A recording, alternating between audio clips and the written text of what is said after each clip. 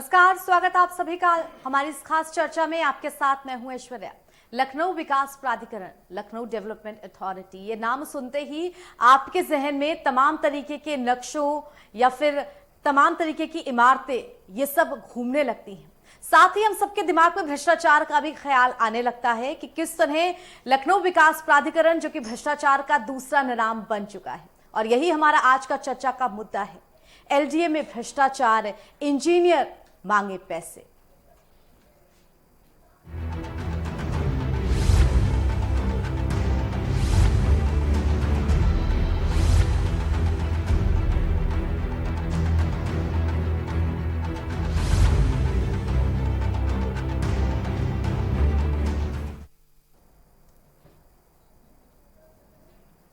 तो विकास होगा कैसे जब एलडीए इंजीनियर मांगे पैसे? वो तमाम मकान जो कि लखनऊ विकास प्राधिकरण उनकी देखरेख में बनते हैं, उनमें भ्रष्टाचार के मामले कई बार उजागर हो चुके हैं, कोई नई बात नहीं है। लेकिन प्रधानमंत्री आवास योजना जैसी महत्वाकांक्षी योजनाओं में भी घोटाले या फिर भ्रष्टाचार का व्याप्त होना, उनसे जुड़ी खबरों का उजागर करना, ये अपने आप में सवाल खड़े करता है। चर्चा करेंगे हम इसी मुद्दे पर। हमारे साथ मेहमानों का एक पैनल जुड़ेगा, लेकिन उससे पहले आइए आपको इस मुद्दे से संबंधित खास रिपोर्ट दिखा देते हैं। प्राधिकरण की जिम्मेदारी राजधानी के विकास की, मगर प्राधिकरण में हो रहा कर्मचारियों का विकास।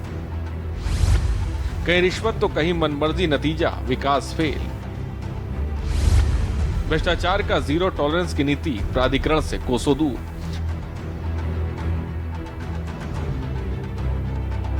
पीएम आवास योजना के तहत आवास बनाने के लिए जिस कंपनी को काम दिया गया, चीफ इंजीनियर साहब उस कंपनी के मालिक से बिल पास कराने के लिए पैसे की डिमांड करते हैं और न देने पर कंपनी को ब्लैकलिस्ट करने की बात करते हैं। लखनऊ विकास प्राधिकरण का ये भ्रष्टाचार तब उजागर हुआ जब बाराबंकी रामनगर विधानसभा के विधायक शरद कुमार अवस्थी ने सीएम योगी आदित्यनाथ को लिखा पत्र। इसमें प्राधिकरण के मुख्य अभियंता चक्रेश जैन पर घूस मांगने का आरोप लगाते हुए कार्रवाई की मांग की गई।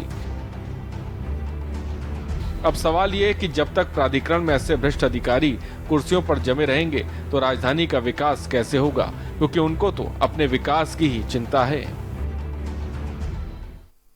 भ्रष्टाचार को लेकर एक बार फिर लखनऊ विकास प्राधिकरण घेरे में है।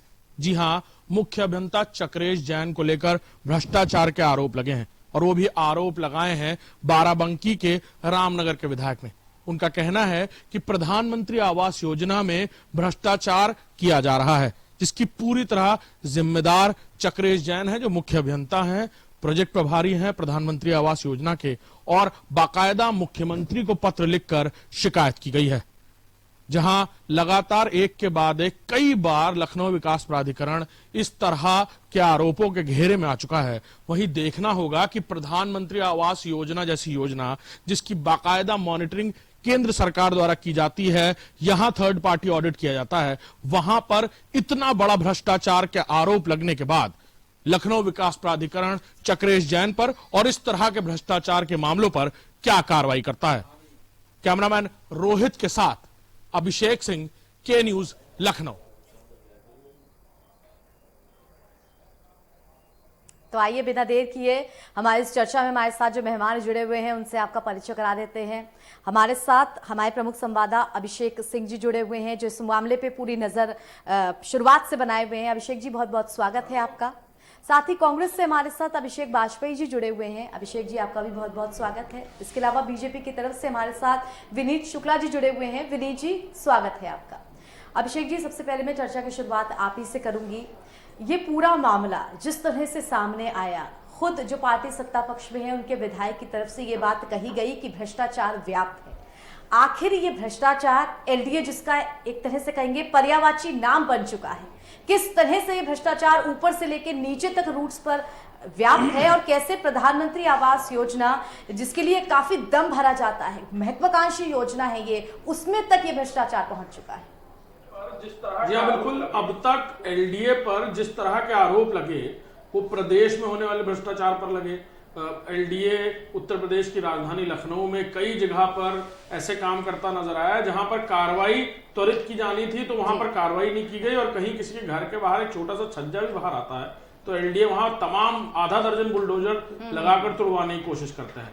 और अब इस मामले की बात की जाए, मुख्य अभियंता है चक्रेश जैन, उन पर आरोप लगा है और वो आरोप जो अपने आप में बहुत संगीन है। प्रधानमंत्री आवास योजना केंद्र सरकार की सबसे महत्वाकांक्षी योजनाओं में से एक है। उत्तर प्रदेश में जिम्मा दिया गया चक्रेश जैन को कि वो एलडीए की तरफ से इस पूरी योजना को ना सिर्फ मॉनिटर करेंगे बल्कि जो भी ऑडिट्स होता है, यानी कि एलडीए की तरफ से थर्ड पार्टी ऑडिट होता है, केंद्र सरकार की तरफ से एक अलग ऑडिट होता है, जिसके बाद आपको कहा, अगर समझाने की भाषा में कहा जाए कि पूरी तरह पेमेंट होता है एलडीए को और एलडीए ठेकेदारों को पेमेंट करती है। उसमें भ्रष्टाचार का आरोप लगाने वाले भी भारतीय जनता पार्टी के विधायक हैं, बाराबंकी से, रामनगर से। उन्होंने साफ चिट्ठी लिखी है मुख्यमंत्री जी को ये कहते हुए कि ना सिर्फ भ्रष्टाचार किया जा रहा है बल्कि प्रधानमंत्री आवास योजना में जो ठेकेदार हैं उनको थर्ड पार्टी ऑडिट क्लियरेंस कराने के लिए पैसे मांगने की बात हो रही है, भ्रष्टाचार और तमाम सारी बातें कही गई हैं। और ये पहला वाकया नहीं है, कोरोना काल के दौरान कई लोग किचन सेवाएं देते हुए नजर आए, उनका पेमेंट करने में आनाकानी करने की बातें ना सामने आई हैं। चक्रेश जैन का नाम पहली बार सामने नहीं आ रहा है, और अकेले ये चक्रेश जैन नहीं है, प्राधिकरण में तमाम ऐसे इंजीनियर हैं जिन पर गंभीर से गंभीर आरोप लगे हैं, लेकिन कार्रवाई के नाम पर आज तक कुछ नहीं हुआ। ये सही बात है कि कार्रवाई के नाम पर कुछ नहीं हुआ, शायद इसीलिए किसी के मन में जो डर है वो व्याप्त नहीं है। विनीत जी, आपको मेरी आवाज मिल पा रही है? विनीत जी, आप मुझे सुन पा रहे हैं?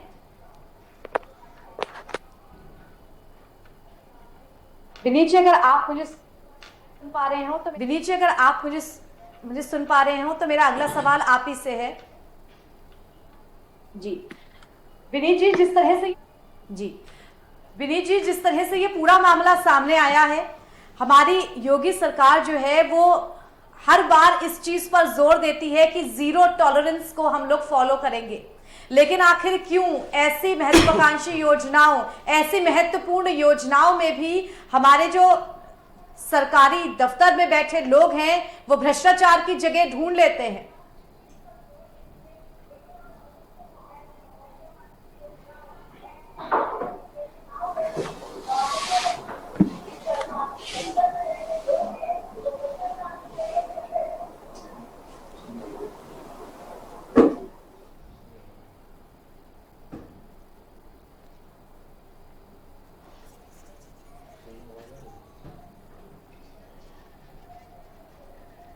चलिए एक बार फिर से हम संपर्क करने की कोशिश करेंगे। फिलहाल अभिषेक बाजपेयी जी, आपके पास मैं आऊंगी। ये पूरा मामला आपने सुना और समझा। एलडीए में भ्रष्टाचार कोई नई बात नहीं है। जो तमाम सरकारें होती हैं वो एक दूसरे पर इसका इल्जाम लगाती रहती हैं कि पिछली सरकार में भी ये व्याप्त था, वहीं से हमको इस तरह का भ्रष्टाचार मिला। लेकिन सवाल यहाँ पे यही उठता है कि सरकार दर सरकार बदलती है, लगाम क्यों नहीं लगता इस भ्रष्टाचार पे? देखिए ऐश्वर्या जी, सैया भाई कोतवाल तो डर का, हमारे ऊपर जांच करने वाले भी वही हैं और बचाने वाले भी वही हैं। तो भ्रष्टाचार उजागर होने के बावजूद कार्यवाही होने की कोई गुंजाइश ही नहीं है, क्योंकि अगर आप देखिए पहले भी एक नहीं कई सारे मामलों में सरकार ने एसआईटी बैठाई और वो एसआईटी की जांच करने वालों के ऊपर खुद ही पहले कितने सारे ब्लेम लग चुके हैं, ये किसी से छुपा हुआ नहीं है। और अगर जैन साहब की बात करें, पूर्व में भी जैन साहब के ऊपर पहले भी कई बार आरोप लगाए जा चुके हैं और वो है भी। लेकिन सबसे बड़ी चीज है कि इस आपदा के समय जिन लोगों को मकान मिलना चाहिए, उन मकानों की पूर्ति करने से पहले, उन मकानों के निर्माण से पहले अगर घूस मांगी जाए, घूसखोरी चरम सीमा पे पहुंच जाए, तो आप समझ सकते हैं कि भ्रष्टाचार उत्तर प्रदेश में किस कदर हावी है। ये पहले विधायक नहीं है जिन्होंने एलडीए, ये विधायक हैं जिन्होंने एलडीए के ऊपर प्रश्न चिन्ह उठाए हैं। इसके पहले अगर आप देखेंगे तो देवमणि जी ने भी मुख्यमंत्री जी को पत्र लिखे हुए हैं, राधा मोहन दास अग्रवाल जी ने भी पत्र लिखे हुए। भ्रष्टाचार जो है उत्तर प्रदेश में अपनी चरम सीमा पे पहुंच चुका है, और ये सिर्फ अगर देन है तो उत्तर प्रदेश माननीय योगी आदित्यनाथ जी की देन है, क्योंकि उनकी कथनी और करनी दोनों में अंतर है। वो दिखावे के लिए तो बहुत सारे काम करते हैं, लेकिन एसआईटी बैठा देंगे, लेकिन उसके पास जांच के नाम पे उनके पास जीरो। क्योंकि कहने और करने में दोनों में अंतर होता है। कहने और करने में फर्क होता है। विनीत जी, अगर आप हमारी पूरी चर्चा सुन पा रहे हो तो आपसे मैं प्रश्न का उत्तर चाहूंगी कि आखिर किस तरह एलडीए में इतने बड़े पैमाने पर भ्रष्टाचार व्याप्त है और आप ही की पार्टी के जो माननीय विधायक हैं वही इसको उजागर कर रहे हैं। ये कहना चाहूंगा, भारतीय जनता पार्टी सरकार का लक्ष्य है अंत्योदय, अंतिम पंक्ति में बैठे हुए व्यक्ति के उत्थान के लिए कार्य कर रही है हमारी सरकार और हमारी पार्टी, हमारा संगठन। जिस तरीके से आप देख रही हैं कि ये जो मामले आ रहे हैं, माननीय विधायक जी ने एक चिट्ठी लिखा है अभी, अब किस बात को लेकर के उन्होंने चिट्ठी लिखा है, क्या उनको जानकारी मिली है, क्या उनको भ्रष्टाचार नजर आया है, अभी इस पे जांच होकर के ही पता चलेगा। जो इल्जाम लगे हैं, जो आरोप लगे हैं वो संगीन है। जो इल्जाम लगे हैं, जो आरोप लगे हैं वो संगीन है। यहाँ तक इंजीनियर साहब की तरफ से ये धमकी दी जाती है कि अगर आपको पेमेंट पास कराना हो तो पैसे दीजिए, नहीं तो आपकी कंपनी को ब्लैकलिस्ट कर दिया जाएगा। आप अंत्योदय की बात करते हैं, प्रधानमंत्री आवास योजना में ऐसे ही हमारे जनता को आवास मिलते हैं। अगर इस तरह का भ्रष्टाचार व्याप्त होगा तो उसी जनता को आवास नहीं मिल पाएंगे। आवास नहीं मिले, करोड़ों लोगों को, गरीबों को आवास मिले हैं, उनको पक्की छत मिली है, ऐसा नहीं है बिना भ्रष्टाचार के मिली है। भारतीय जनता पार्टी अगर कहती है, माननीय मुख्यमंत्री जी कहते हैं जीरो तो भ्रष्टाचार विनीत जी ये भी तो बता दीजिए ना कि उनको आवास मिले कैसे हैं। उनसे प्रधानों ने उनके लिस्ट में नाम चढ़वाने के लिए कितने कितने पैसे लिए, ये भी तो बता दीजिए ना। अरे आखिर जनता को किस हद तक आप दबाएंगे? क्या जब तक कि वो फांसी न लगा ले तब तक? अरे हिटलर शाही की सरकार चलाना बंद कीजिए, कभी जनता के जगह पे जा करके जनता के दर्द को विनीत जी समझने की कोशिश कीजिए। तानाशाही की तरीके से सरकार नहीं चलती है। तो करोड़ों आवास दिए गए हैं। अरे तो आपके विधायक का सरकार के खिलाफ क्यों है? पूरी सरकार के उसमें लीपापोती करने पे आप बैठ जाते हैं, लेकिन आपके ही विधायक जो है आपके सरकार के अगेंस्ट में, एक नहीं नामों गिनाने चलेंगे तो दर्जन भर से ज्यादा विधायक आपके खिलाफ खड़े हुए हैं। लेकिन क्योंकि भारतीय जनता पार्टी की सरकार है, पूर्ण बहुमत के लिए बेचारे हाथ बांध करके बैठे हुए आप कह सकते हैं। देश में गुमराह करना चाहते हैं। एक विधायक की चिट्ठी पे आप इतना वो मत करिए, अभी जांच होने दीजिए। अगर अरे एक विधायक की आप बात कर रहे हैं? जी अपने दिल पे हाथ रख के विनीत जी बोलिए, मैं एक विधायक की बात कर रहा हूं, दर्जनों विधायक। चाहे आप सीतापुर के विधायक को ले लीजिए, चाहे सुल्तानपुर के विधायक को ले लीजिए, चाहे मेरठ के विधायक को ले लीजिए, चाहे बाराबंकी के विधायक को ले लीजिए। कहिए तो अभिषेक जी, मैं आपसे फिर से जी के साथ नहीं खड़ी होती है, जो भी भ्रष्टाचार करेगा उसके खिलाफ कार्रवाई होगी। आपने देखा है माननीय मुख्यमंत्री जी ने। लेकिन विनीत जी, एलडीए में और सरकारी आवास के लिए जो सरकारी कंपनियां जिम्मेदार हैं, उन पर हम एक बार नहीं, इस महीने में लगभग तीसरी बार हम चर्चा कर रहे हैं इस मुद्दे पर। एलडीए की तरफ से जो मकान बनवा करके दिए जाते हैं, वो मकान, उनमें तमाम तरीके के भ्रष्टाचार सामने होते हैं। आम जनता की तरफ से साफ तौर पे ये कहा गया कि उन्हें मकान तय वक्त से देर से दिए गए, वहां बिजली की व्यवस्था नहीं है, मूलभूत सुविधाएं नहीं है, वो मामला अलग। और यहाँ पर जो प्रधानमंत्री आवास योजना के तहत आवास बन रहे हैं, उनमें ये मामला अलग। लेकिन अब ये मामला बहुत संगीन हो चुका है, क्योंकि सीधे तौर पर इसमें एलडीए में जो इंजीनियर हैं उन पर पैसे मांगने का मामला सामने आया है। क्या सरकार की तरफ से सख्त कार्रवाई नहीं की जाएगी? सरकार, माननीय मुख्यमंत्री जी लगातार भ्रष्टाचार के मामले में जीरो टॉलरेंस की बात अगर करते हैं तो वो कर भी रहे हैं। आपने देखा कहीं पर भी कोई अगर जानकारी मिलती है तो उस पर तुरंत कार्रवाई की जाती, चाहे वो इंजीनियर हो या बड़ा अधिकारी हो, आईएएस हो, आईपीएस हो या किसी भी तरीके का कोई बड़े स्तर का अधिकारी हो, सब पे कार्रवाई करने में माननीय मुख्यमंत्री जी हमारी सरकार हिचकती नहीं है। किसी को सरसता नहीं दी जाती है भारतीय जनता पार्टी की सरकार में। रह गई बात कांग्रेस, चलिए आप ही का पुष्टि करते कि सैया भाई कोतवाल तो डर काहे का? अगर आपकी चीजें हैं तो वो त्वरित उस पर दिखती क्यों नहीं है? आगे आने वाली जांचें वो ठंडे बस्ते में क्यों पड़ जाती हैं? आप इन चीजों को भी तो ध्यान में रखिए ना। देखिए, कहिए वही जो आप उनको मालूम है होगा वही जो योगी चलिए, जी ये जो चाहेंगे पूरा कि मामला आप है इसको ये अलग कितना अलग ज्यादा करेंगे। गहरा है, ये पूरा मामला कितना ज्यादा गहरा है, एक बार फिर से हम अभिषेक जी से समझने की कोशिश करते हैं। अभिषेक जी, जैसा कि मैंने कहा, ये 1 महीने में यानी कि 30 दिन के अंदर ही लगभग हम तीसरी बार इस मुद्दे पर चर्चा कर रहे हैं कि किस तरह एलडीए और उसके जो तमाम अलग अलग तंत्र हैं उनमें भ्रष्टाचार व्याप्त है। ये नया मामला उजागर हुआ है और इतना संगीन मामला है क्योंकि ये इसमें सिर्फ राज्य नहीं, केंद्र तक की योजना जुड़ी हुई है। देखिए ऐश्वर्या जी, हमने बानगी अभी देखी हमने कि कैसे हम एलडीए के एक भ्रष्टाचारी चीफ इंजीनियर के बारे में बात कर रहे थे और यहां राजनीति शुरू हो गई। हालांकि विरोध करना सभी राजनीतिक दलों का अपना काम है, सत्ता में जो होगा वो शील्ड करेगा, जो विरोध में होगा वो विरोध करेगा। लेकिन चक्रेश जैन जैसे शख्स पर, जिस पर सीधे, जैसे अभी विनीत जी कह रहे थे कि एक विधायक ने चिट्ठी लिखी, तो क्या उस विधायक की चिट्ठी की अहमियत नहीं है? और सबसे बड़ी बात यह है कि ऐसे शख्स पर, जिस पर इतनी बड़ी जिम्मेदारी है, इतनी बड़ी जिम्मेदारी, मुख्यमंत्री आवास योजना नहीं है, वो प्रधानमंत्री आवास योजना है जी, और केंद्र सरकार पहले से सत्ता में है। उत्तर प्रदेश पर जिम्मेदारी थी कि वो प्रधानमंत्री आवास योजना के थर्ड पार्टी ऑडिट के अलावा भी कोई ऐसा सिस्टम बनाता कि ऐसे इंजीनियर जिनको जिम्मेदारी दी जा रही है उनका भी तो कोई ऑडिट हो कि वो इस काम को कैसे कर रहे हैं।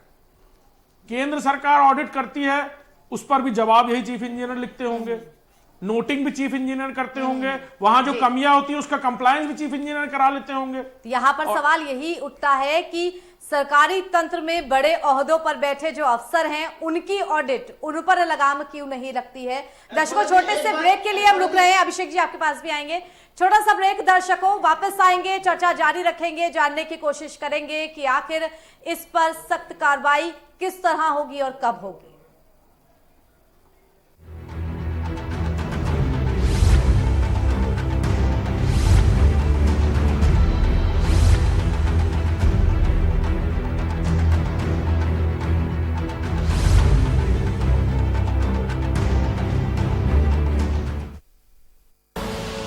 आप देख रहे हैं के न्यूज, खबरों का सारथी।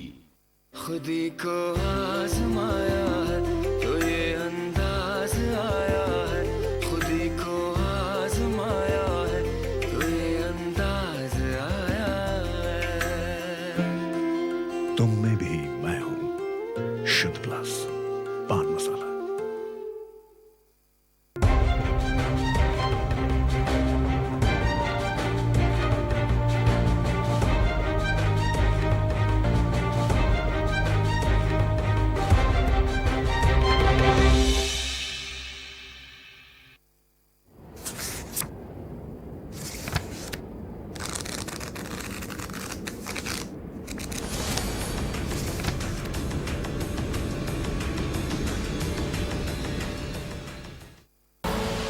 आप देख रहे हैं के न्यूज, खबरों का सारथी।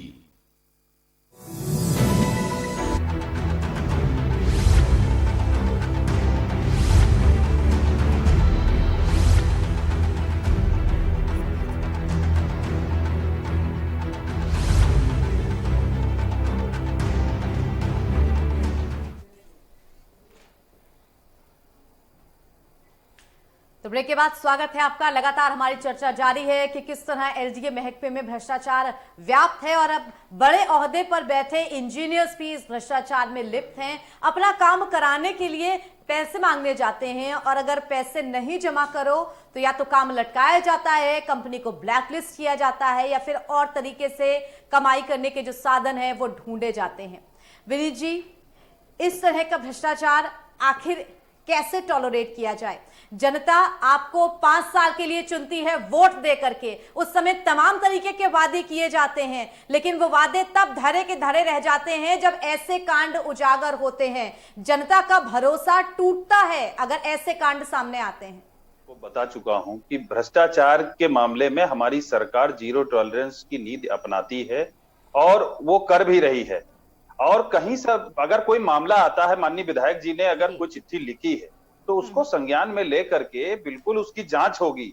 अभी वहां के प्राधिकरण लेकिन विनीत जी, एक बहुत ही छोटा सा और बेसिक सवाल यही उठता है, सरकार जीरो टॉलरेंस को फॉलो करती है, माननीय मुख्यमंत्री जी वो हमारे लिए काम करते हैं, ये सब स्वीकार है, लेकिन क्यों सरकारी ओहदों पर, ऊंचे पदों पर बैठे ऐसे इंजीनियर्स और अन्य कर्मचारियों के मन में डर नहीं है, तभी वो ऐसा भ्रष्टाचार करते हैं? में है ऐसा नहीं। हमारी सरकार जिस तरीके से, सरकार का एक बात, जिस तरीके से काम कर रही है, माननीय मुख्यमंत्री जी जिस तरीके से निष्पक्षता से और बिना भेदभाव के, बिना जाति देखे काम किया जा रहा है, सबका साथ सबका विकास और सबके विश्वास का महज नारा नहीं, उसको अमल भी किया जा रहा है और उस पे ही काम हो रहा है। और जो भी इंजीनियर या भ्रष्टाचार कोई करने वाला, ये सब पुरानी मानसिकता से, तमाम ऐसे पुरानी सरकारों में ये लोग पुरानी मानसिकता से ग्रसित रहे हैं। अगर इस तरीके के अगर कुछ काम करेंगे तो माननीय विधायक जी ने चिट्ठी लिखी है, उस पे संज्ञान लेकर के उसकी जानकारी की जाएगी, वहां के उपाध्यक्ष से उसका मांगा जाएगा, स्पष्टीकरण मांगा जाएगा। तो अभी ये सब जांच का विषय है ऐश्वर्या जी, इसको पहले से ही न कहा जाए कि इसमें क्या मामला है। चलिए, अगर ये जांच का विषय है तो उम्मीद की जाती है कि ये जांच जल्द से जल्द पूरी हो और कोई ठोस नतीजे सामने आए। अभिषेक जी, आप इस मुद्दे पे शुरुआत से जुड़े हुए हैं, इससे पहले भी हमने चर्चा की थी कि किस तरह आवास विकास की तरफ से जो फ्लैट जनता को दिए गए थे, एलडीए की तरफ से जो फ्लैट जनता को दिए गए थे, रेरा की तरफ से जुर्माना लगने के डर से आनन फानन में वो फ्लैट जनता को दे दिए गए। क्यों? क्योंकि जो तय समय था जब देने का जनता से फाइनल किया गया था, वो वक्त निकल चुका था। ऐसे फ्लैटों में मूलभूत सुविधाएं भी नहीं थी। जनता की तरफ से काफी हो हल्ला मचा। आवास विकास और लखनऊ विकास प्राधिकरण के ही कई प्रोजेक्ट्स हैं जो रेरा ने रेड लिस्ट में डाले हुए हैं। इस तरह का भ्रष्टाचार हमारे सरकारी तंत्र में व्याप्त होगा तो कैसे आम जनता को राहत मिलेगी?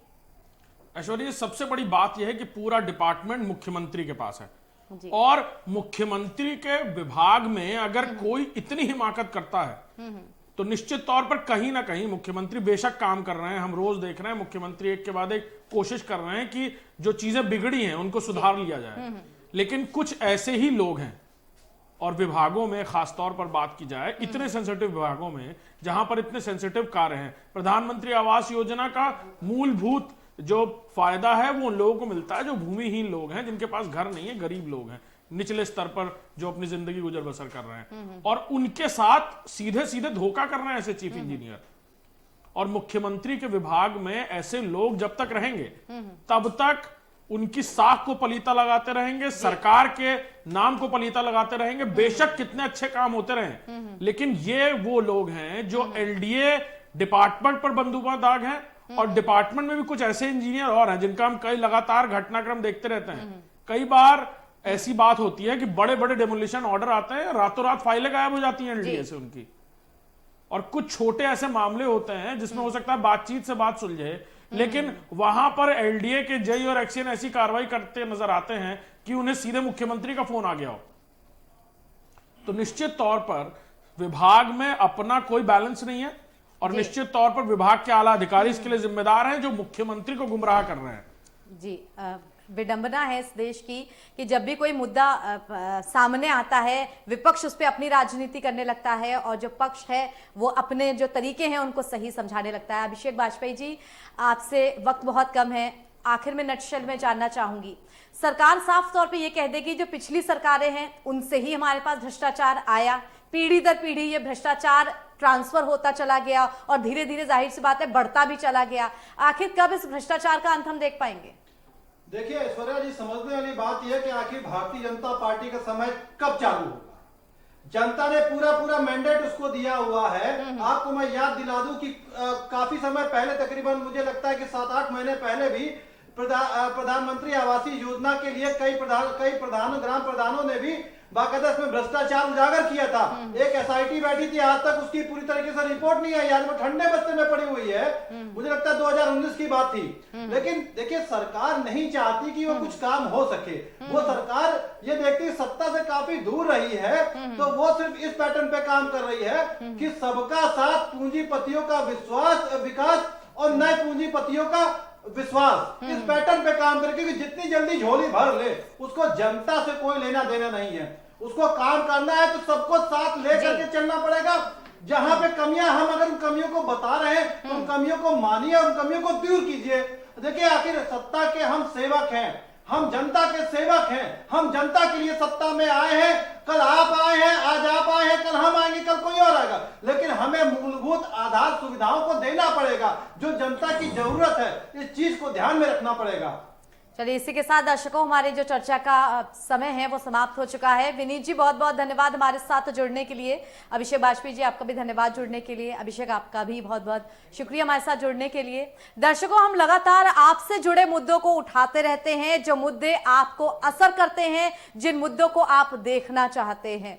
ऐसे ही मुद्दों के साथ के न्यूज आगे भी चर्चा करता रहेगा। फिलहाल के लिए इजाजत दीजिए और देश दुनिया की तमाम खबरों के लिए जुड़े रहिए के न्यूज के साथ। नमस्कार।